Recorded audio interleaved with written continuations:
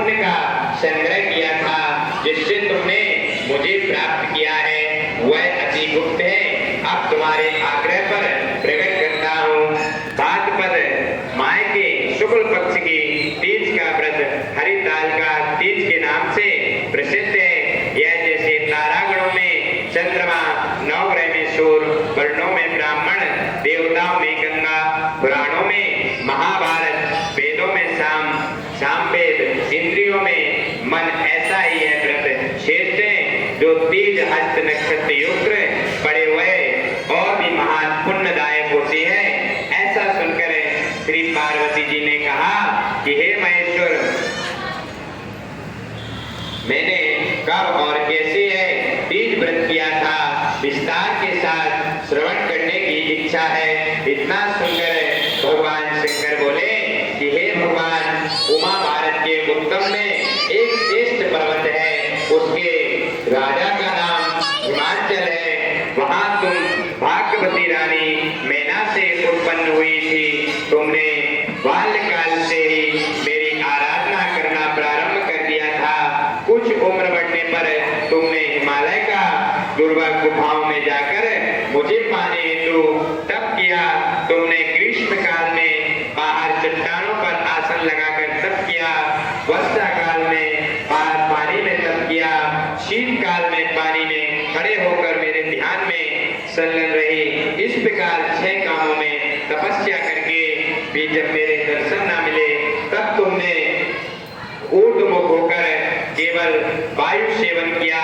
फिर वृक्षों के सूखे पत्ते खाकर इस शरीर को छेड़ किया। ऐसी तपस्या में लीन देखकर महाराज हिमाचल को अति चिंता हुई और तुम्हारे विवाह हेतु चिंता करने लगे। इसी शुभ अवसर पर महर्षि नारद जी उपस्थित हुए। राजा ने हर्ष के साथ नारद जी का स्वागत व पूजन किया और उपस्थित होने के कारण जानने की इच्छुक हुए। नारद जी ने कहा, राजन, मैं भगवान विष्णु का भेजा आया हूँ। मैं चाहता हूँ कि आपकी सुंदर कन्या को योग्य वर प्राप्त हो। वैकुंठ निवासी शेषशायी भगवान ने आपकी कन्या का वरण स्वीकार किया है। राजा हिमाचल ने कहा, महाराज, मेरे सौभाग्य है जो मेरी कन्या को विष्णु जी ने स्वीकार किया है और मैं अवश्य उन्हें अपनी कन्या उमा का भाग्यदान करूंगा।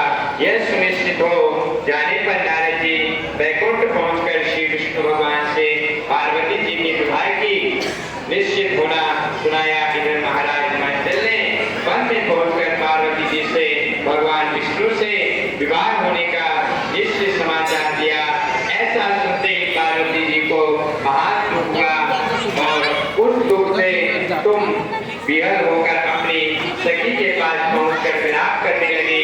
तुम्हारा विलाप देखकर सखी ने तुम्हारी इच्छा जानकर कहा, देवी, मैं तुम्हें ऐसी गुफा में तपस्या को ले चलूंगी जहाँ तुम्हें महाराजा हिमाचल भी न ढूंढ सकेंगे। ऐसा कहकर मां सहेली सहित हिमाचल की वन गुफा में विलीन हो गई। तब महाराज हिमाचल घबरा कर पार्वती जी को ढूंढते हुए विलाप करने लगे कि मैंने विष्णु को वचन दिया है, वह कैसे पूर्ण हो सकेगा। ऐसा कहकर वह मूर्छित हो गए। तत्पश्चात सभी पूर्ववासियों को साथ लेकर ढूंढने को महाराज ने पदार्पण करके ऐसी चिंता करके कहा कि क्या मेरी कन्या को व्याघ्र खा गया या सर्प ने डस दिया या कोई राक्षस हर ले गया। उस समय तुम अपनी सहेली के साथ ही वन गुफा में पहुंचकर बिना जल अन्न के मेरे व्रत को आरंभ करने लगी थी। उसी दिन भाद्र मास की तृतीया शुक्ल पक्ष हस्त नक्षत्र युक्त थी। मेरी पूजा के फल स्वरूप में मेरा सिंहासन हिल उठा तो मैंने जाकर तुम्हें दर्शन दिया और तुमसे कहा कि देवी, मैं तुम्हारे व्रत का पूजन से अति प्रसन्न हूँ। तुम अपनी कामना का मुझसे वर्णन करो। इतना सुनने के बाद लज्जित भाव से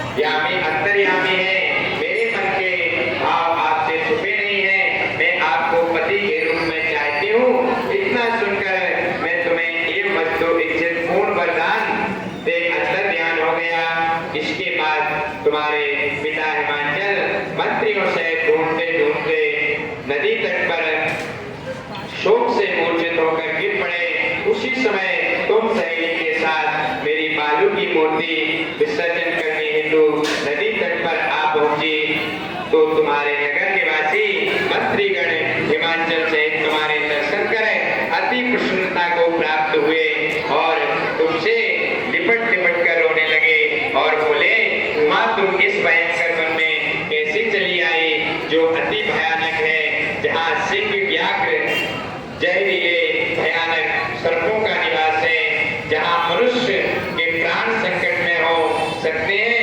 अतः हे पुत्री, इस भयंकर वन को त्याग कर अपने गृह स्थान को प्रस्थान करो। पिता के ऐसे कहने पर तुमने कहा, पिताजी मेरे विवाह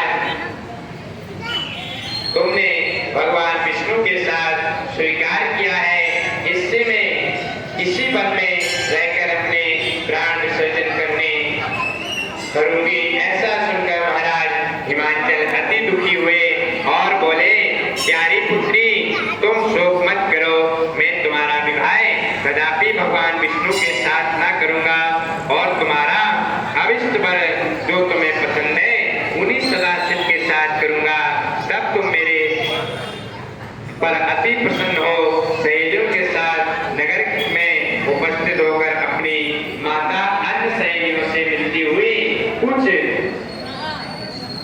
कुछ दिन बाद शुभ मुहूर्त में तुम्हारा विवाह वेद विधि के साथ महाराज हिमाचल व महारानी मैना ने मेरे साथ कर पुण्य का अर्जन किया। हे सौभाग्यशाली, जिस सहेली ने तुमको हरण कर हिमाचल की गुफा में रख मेरी प्राप्ति का व्रत किया, इसी से इस व्रत का नाम हरिताल का पड़ा और यह व्रत सब व्रतों में उत्तम है।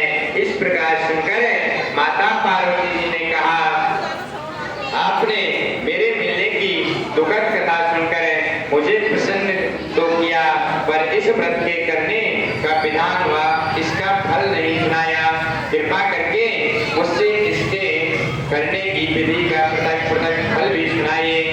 इतना सुनने पर भगवान सदाशिव ने कहा, प्रिय मैं इस व्रत राज का फल सुना रहा हूँ। यह व्रत सौभाग्यशाली नारी व पति चाहने वाली कन्याओं को करना चाहिए। यह व्रत भाद्रपद के शुक्ल पक्ष की द्वितीया की शाम को आरंभ कर तीज का व्रत धारण करें। यह व्रत निराहार, बिना फल, बिना जल और निर्जला होकर रखना चाहिए। भगवान शिव पार्वती जी की प्रतिमा स्वर्ण की स्थापित करके केले पुष्प आदि के खम्भे स्थापित करें। रेशमी वस्त्र की चांदी तान कर बंधन बार लगाकर भगवान शिव का बालू का लिंग स्थापित करके पूजन, वैदिक मंत्र, स्तुति गान, शंख मृदंग, झांझ आदि से रात्रि जागरण करना चाहिए और भगवान शिव के पूजन के बाद फल, फूल, पकवान, लड्डू, मेवा, मिष्टान, तरह तरह की भोग की सामग्री समर्पण करें। फिर ब्राह्मणों को द्रव्य दक्षिणा दें, अन्न दें, वस्त्र, पात्र आदि का दान करें। श्राद्ध युक्त देना चाहिए। भगवान शिव को प्रति वस्तु को सिद्धि पंचाक्षरी मंत्र से मंत्र का जप करें, समर्पित करना चाहिए। प्रार्थना के समय अपनी इच्छा भगवान के सामने विरक्त करें। फिर पार्वती जी ने प्रार्थना के बाद पुष्पों को दोनों हाथ में लेकर